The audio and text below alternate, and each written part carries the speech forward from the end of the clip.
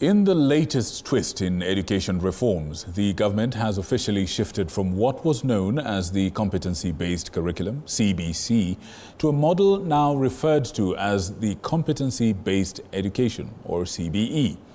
This shift has stirred concern among stakeholders, particularly publishers and booksellers, who fear that the shift may render the existing learning materials obsolete, potentially resulting in dead stock and increased printing costs. However, the education experts clarify that the change is more about refining the implementation framework than an overhaul of the content entirely. Our Education Affairs reporter Andreen Kilemi has the details. It may sound like a subtle shift from CBC to CBE, but underneath the implications run deep. Introduced in 2017, the competency-based curriculum CBC emphasized what learners can do with knowledge rather than what they simply know. But now, the government says it is moving beyond curriculum design into a full education ecosystem, now termed as competency-based education CBE. We want to align our vision towards what the Presidential Working Party on Education Reform said in 2022. And we have started. That is why we have decided to rebrand CBC to CBE. We are no longer talking about curriculum alone, but we are now talking about school infrastructure, quality assurance, assessments, and many other things that encompass what the learner is all about. However, not everyone is embracing the change with ease. Book vendors and publishers are worried.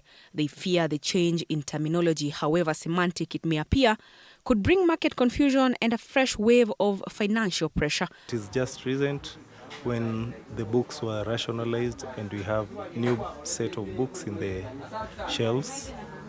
We look at a situation where we also as booksellers will suffer the issue of dead stock because we are not sure where these books that are in the shelves will go. For publishers, their books are still going to be used because that is the assurance that we were given by the Ministry of Education, because Kenya Institute of Curriculum Development is approving curriculum designs that will be used, and the same textbooks are going to be used for competency-based education in the application of competency-based curriculum. Parents too are uneasy. Many are concerned about the pace and frequency of reforms, which they say are not only confusing but financially draining. My plea to the Minister of Education, at least, they should take some time to take through the parents, or if it has to be implemented, then it should be in phases.